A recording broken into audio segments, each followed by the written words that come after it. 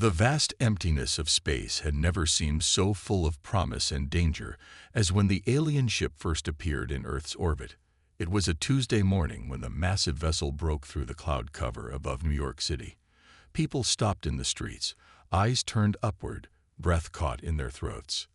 News feeds across the planet interrupted regular broadcasts. The world watched as the gleaming silver craft hovered silently above the United Nations building. Captain John Miller of the newly formed Earth Defense Force stood at attention as the alien delegation emerged from their ship. The aliens called themselves the Galactic Council, a union of over 300 species from across the stars. They were tall, slender beings with smooth blue skin and large, thoughtful eyes. The lead diplomat, who introduced himself as Ambassador Thorne, extended 4 long fingers in what humans would later learn was a gesture of peace. "We have observed your world for some time," Thorne said through a translation device. "Earth is unusual." Miller raised an eyebrow. "Unusual how?" Thorne's large eyes blinked slowly. "Your planet is classified as a death world in our records. Few sentient species evolve in such harsh conditions." The human delegation exchanged confused glances. Earth seemed perfectly normal to them. Later that day, in a secured meeting room, Thorne displayed holographic images of alien worlds, lush gardens with gentle weather patterns, planets without predators, worlds free of natural disasters, extreme temperatures, and dangerous radiation. Most intelligent life emerges in protected environments, Thorne explained. But your Earth. The hologram shifted to show hurricanes, volcanoes, earthquakes, lions hunting prey, snakes striking, humans climbing mountains in blizzards, diving into deep oceans, and surviving in scorching deserts. Your species has adapted to survive conditions that would kill most council races instantly, said Thorne. Your bodies can withstand remarkable damage and continue functioning. Your cardiovascular system allows for extended physical exertion. Your ability to endure pain exceeds our medical scales. Miller frowned. We're just people. Nothing special. You drink poison for pleasure, Thorne said, pointing to the coffee on the table. Your recreational activities often involve risk of injury or death. Your young play by testing physical limits. Your bodies repair themselves after damage in ways our medical science struggles to understand. The room fell silent as the implications sank in. Dr. Emily Roberts, Earth's leading biologist, leaned forward. Are you saying we're dangerous? I am saying, Thorne replied carefully, that the Council has never encountered beings with your particular capabilities.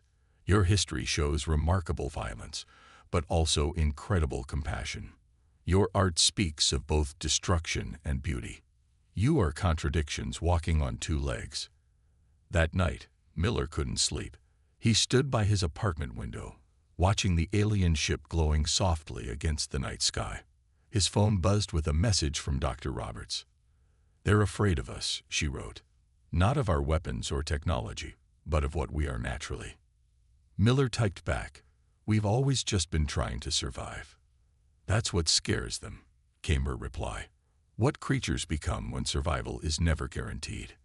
As dawn broke over a world forever changed, Miller wondered what it meant for humanity's future among the stars.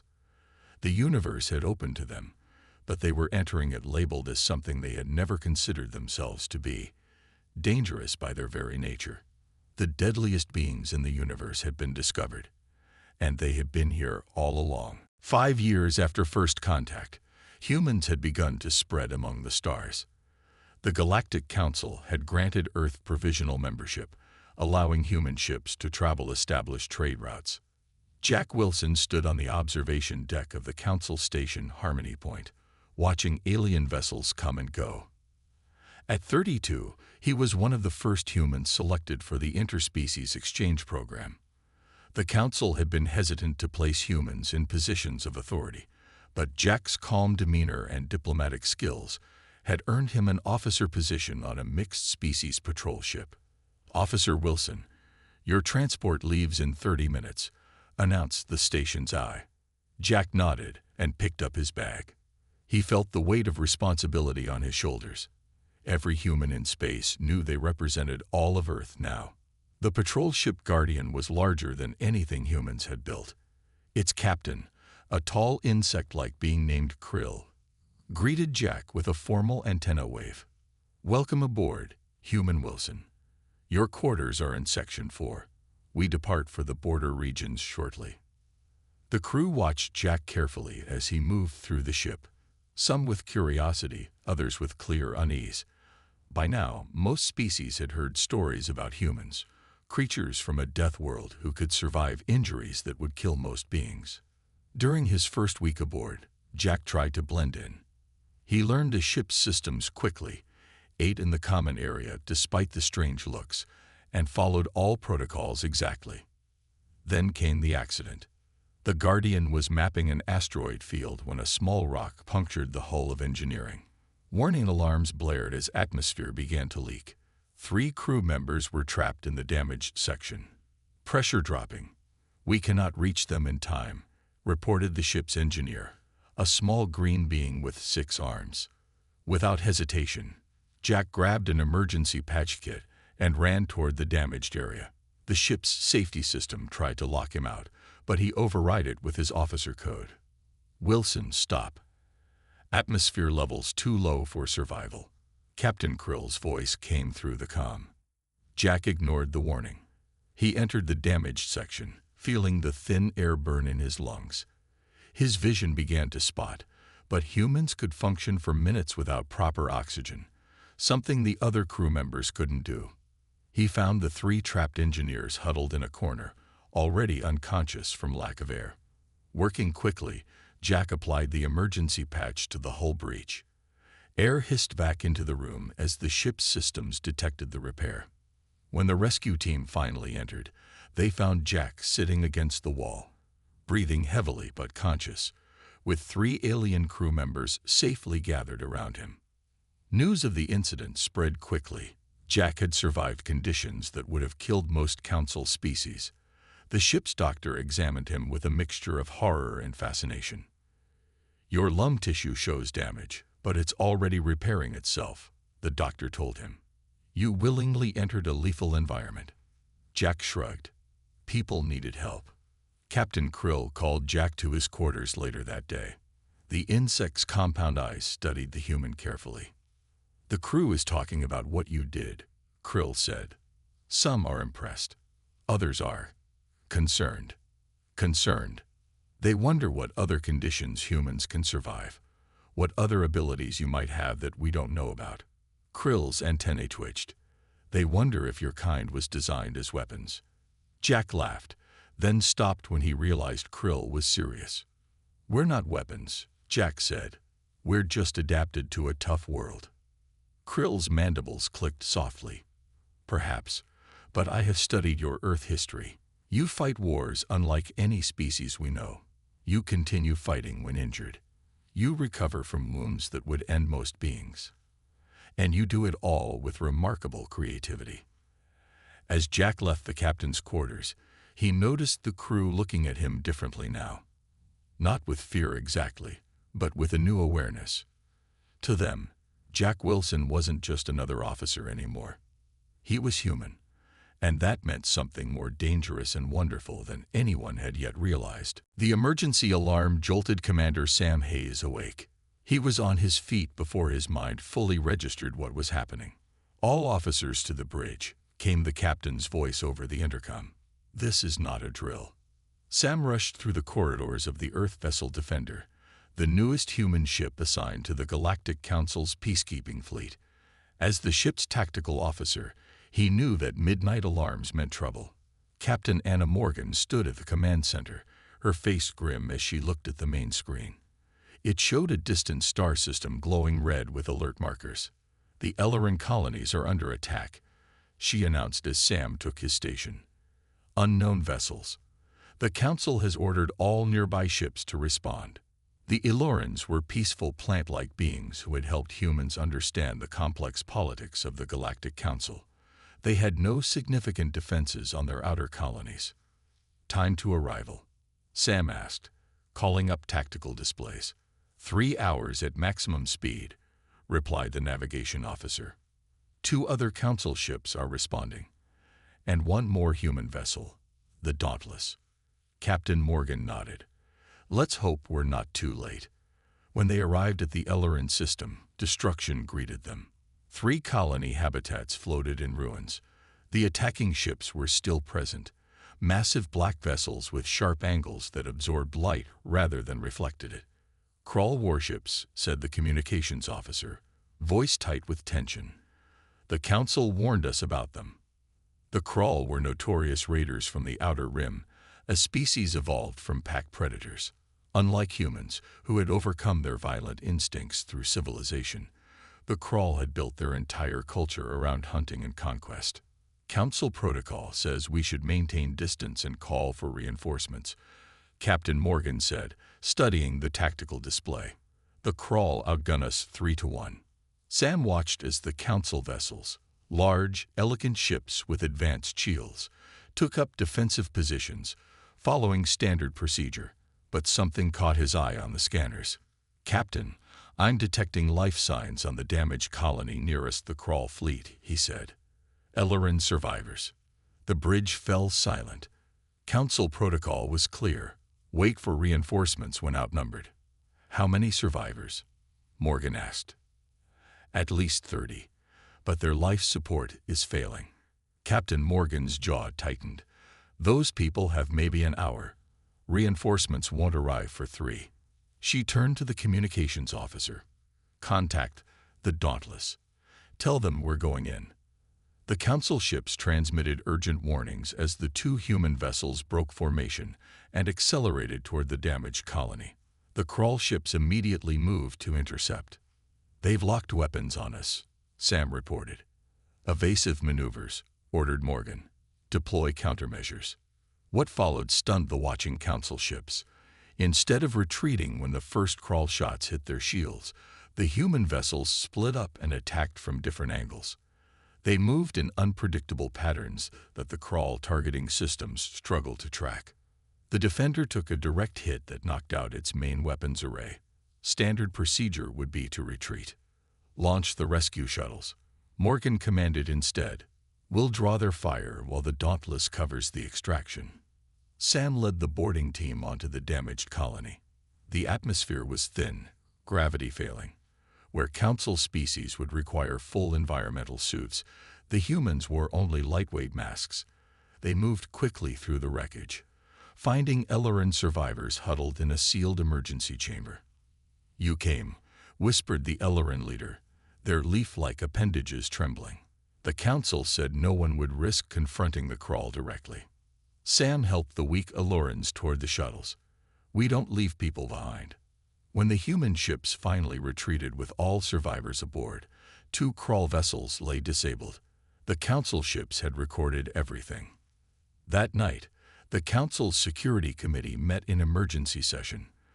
The footage of humans fighting through conditions that would incapacitate most species, taking damage that should have stopped them, and ignoring protocols designed to preserve their own lives had unnerved them. They don't fight like soldiers, one council member observed. They fight like something that evolved to never give up. The Crawl incident changed how the galaxy viewed humans forever. Dr. Ton Reed wiped sweat from his forehead as he peered into the microscope.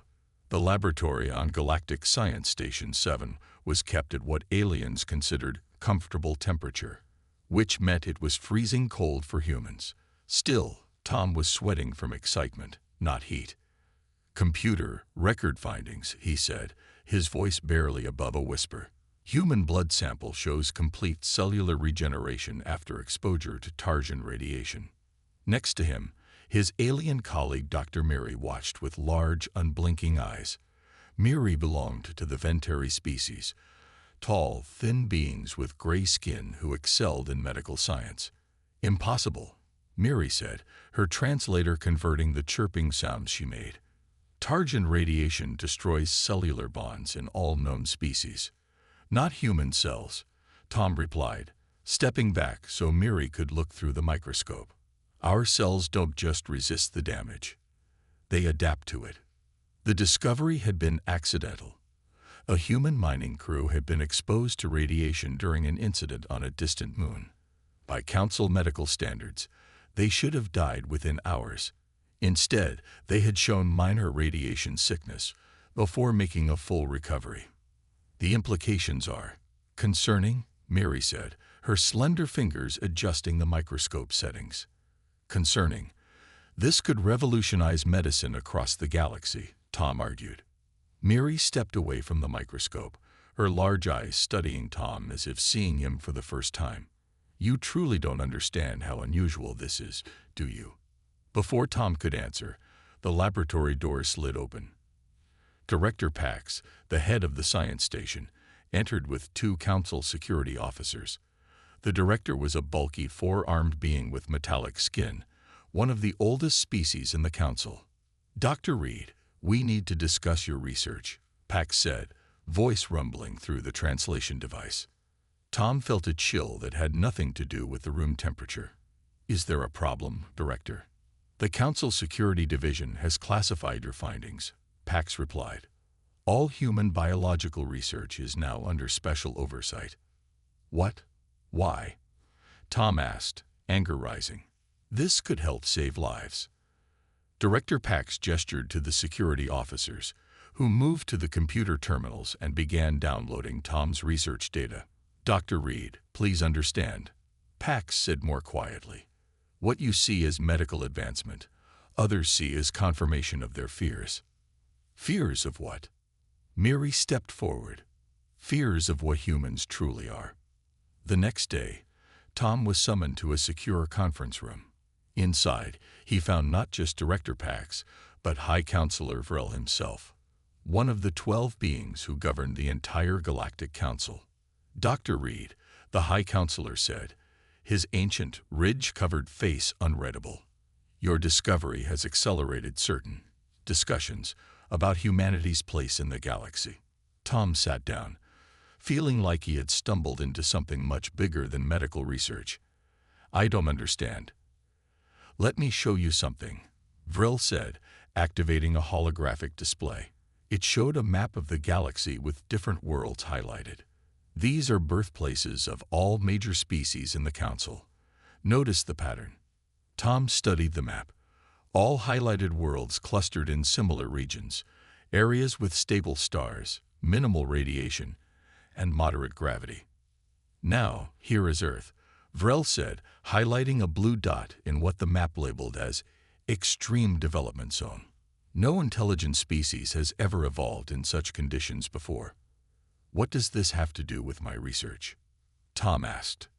Everything, Vrel replied. Your cellular adaptation isn't just unusual, it's impossible by our understanding of biology. Humans appear to have evolved specifically to survive conditions that should prevent advanced life from developing. Director Pax leaned forward. Dr. Reed, the Council now believes that Earth may have been designed as a breeding ground for creating adaptable beings. Designed by whom? Tom asked, shocked. That, said High Counselor Vrel, is what terrifies us most about humans. We don't know. The implications hung in the air like a physical weight. Human biology wasn't just different. It was something entirely new to the galaxy. And the Council was now very, very afraid of what that might mean. The Void Collective arrived without warning. Their ships emerged from dark space beyond the galactic rim. Massive black structures that seemed to absorb light rather than reflect it. They struck 17 outer worlds in a single day. Major Robert Kane watched the holographic display with growing horror as reports flooded in. The Council Emergency Chamber had been in session for 48 hours straight. The Traxian colonies are gone, announced a Council official, voice shaking. 2 billion lives, just gone. The chamber erupted in panic. Species that had known peace for thousands of years now faced extinction. Council defense forces had proven useless against the collective's advanced technology. Robert stood silent at the back of the room. As Earth's military liaison, he had tried for years to convince the Council to strengthen their defenses. They had called humans unnecessarily paranoid. Now they were paying the price. High Counselor Vrel raised all 4 of his hands for silence. There is one option we have not considered, the ancient alien said, his voice heavy. Protocol Earthborn. A hush fell over the chamber. Robert felt every alien eye turned toward him. What is Protocol Earthborn?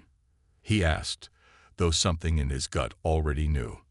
The deployment of all human combat teams against the collective. Vrel explained. Our analysis suggests humans possess unique capabilities that might be effective. 3 days later, Robert stood in the launch bay of the assault carrier Vengeance. Around him, 500 human soldiers prepared for battle. They were the first wave, specially trained troops from Earth's most elite forces. They're sending us because they're afraid to go themselves, muttered Lisa Grant, a battle-hardened sergeant checking her weapons. Robert shook his head. They're sending us because we might survive what they can't. The mission was simple but nearly suicidal. Land on the occupied world of Proxima and destroy the collective's main control node. Council forces had already failed 3 times, losing thousands of soldiers. As their drop ships plunged through Proxima's atmosphere, Robert felt strangely calm. The collective's defense systems hammered them with energy pulses. 2 ships exploded mid-descent. Brace for hard landing, Robert shouted as their ship shuddered violently. They hit the ground with bone-crushing force. Only humans could have survived such an impact. Robert pulled himself from the wreckage, blood streaming from a gash on his forehead. Around him, his soldiers were already securing a perimeter. Sir, atmosphere toxic to Council species, reported his science officer. Radiation levels at 4 times human tolerance. Robert nodded grimly. That's why they sent us.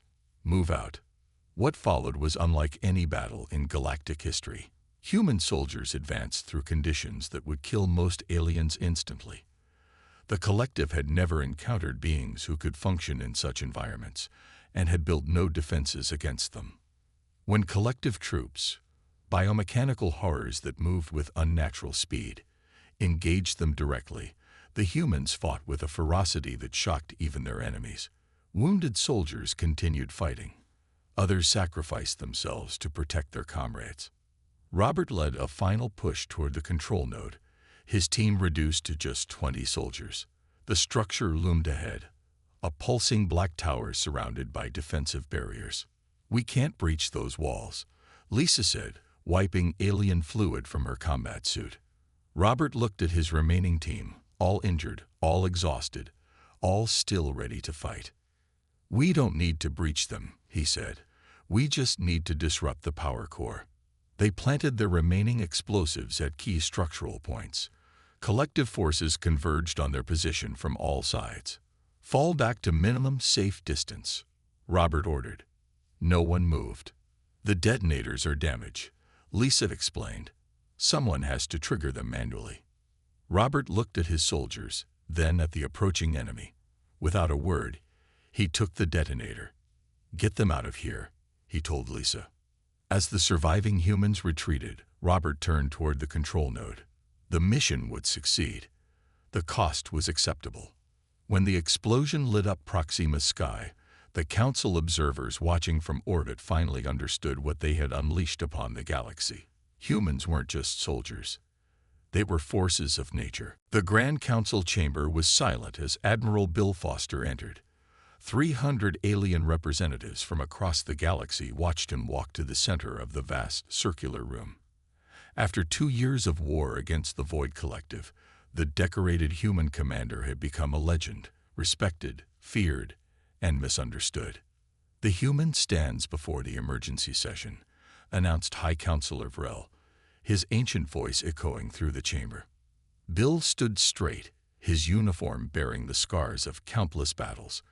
At 52, his face was weathered, his eyes holding the weight of difficult decisions. The collective has been pushed back beyond the outer rim, Bill reported. Their main fleet was destroyed at the Battle of Sigma Prime yesterday. The war is effectively over. Murmurs spread through the chamber. Victory had come at a terrible price. 17 worlds destroyed, billions dead. But without the human forces, all would have been lost. We thank humanity for its service, Vrel said carefully.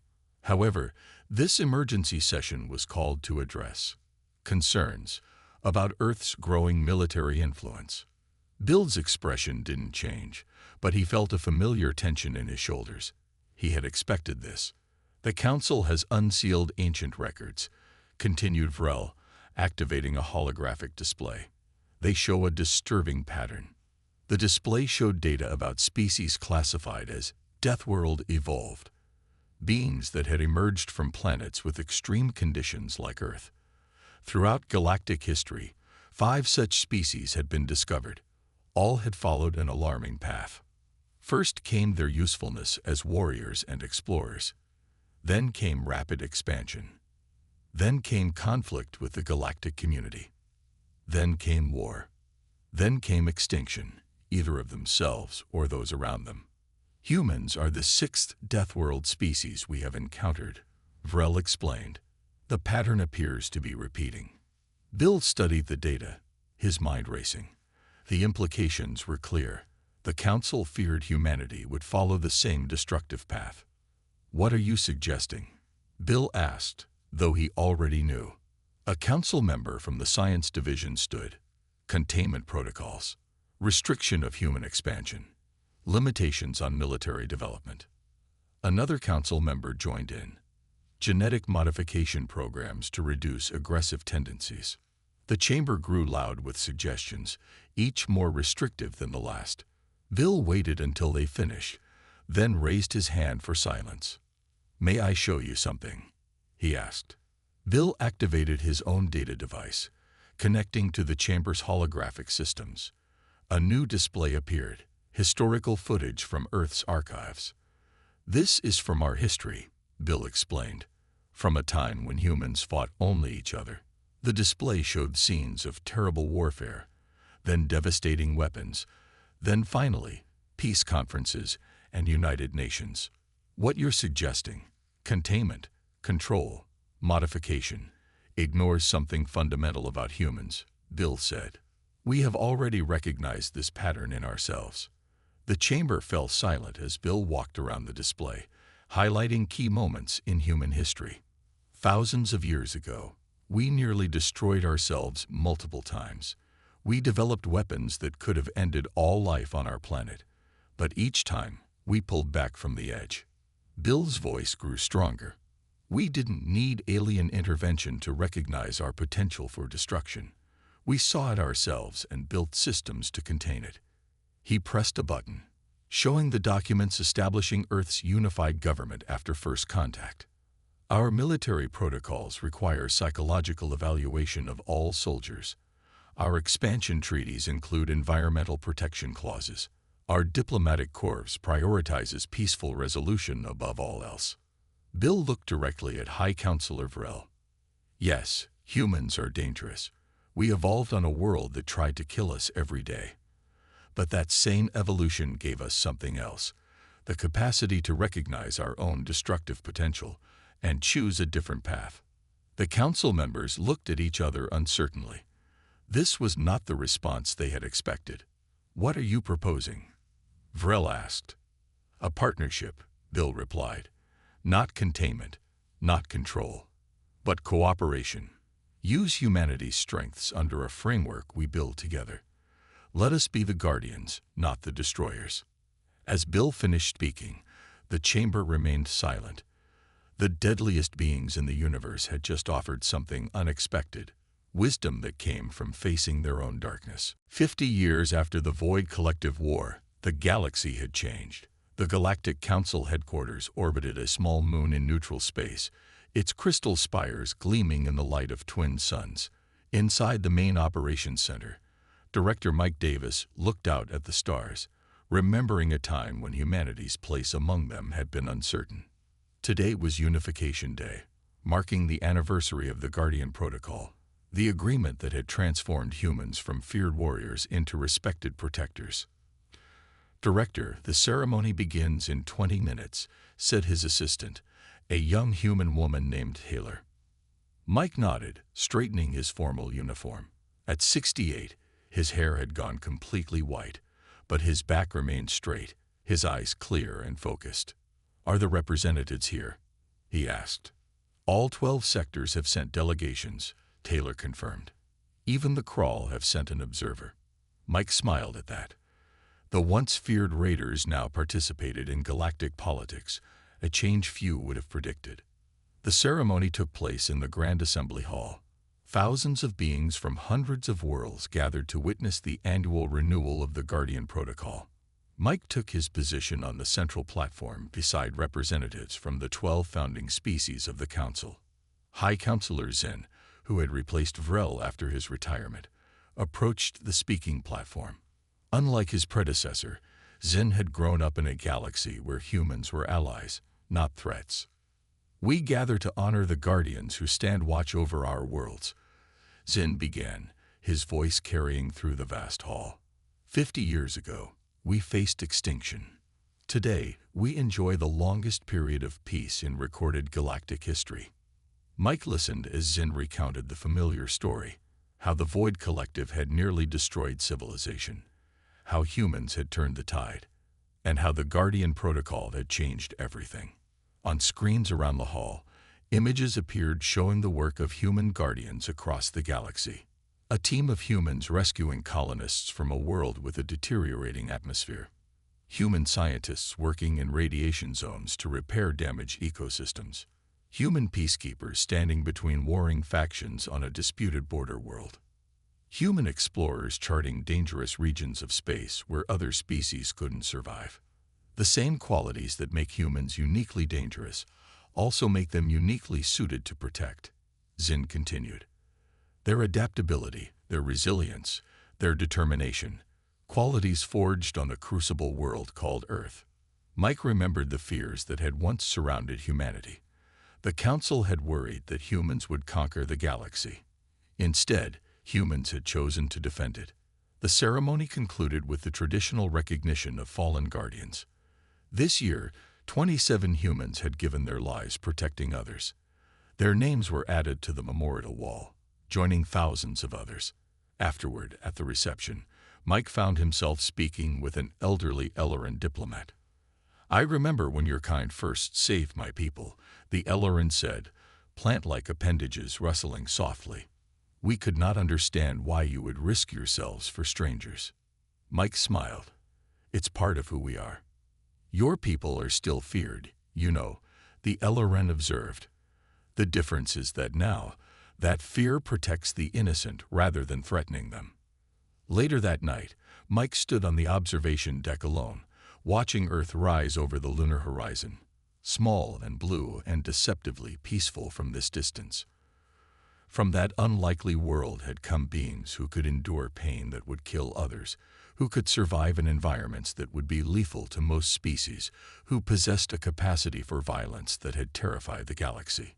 But Earth had also produced beings who would dive into burning buildings to save strangers, who would stand against impossible odds to protect the weak, who would sacrifice themselves without hesitation to save others. The deadliest beings in the universe have become its most dedicated protectors, not because they had been forced to, but because they had chosen to. That, perhaps, was the most remarkable thing about humans. They had taken the terrible gifts their harsh world had given them and turned them into something noble. As stars glittered in the void, Mike thought about how the universe worked in strange ways. The most dangerous world in the galaxy had produced exactly what the galaxy needed most: guardians who could face any threat because they had evolved on a world that had prepared them for everything.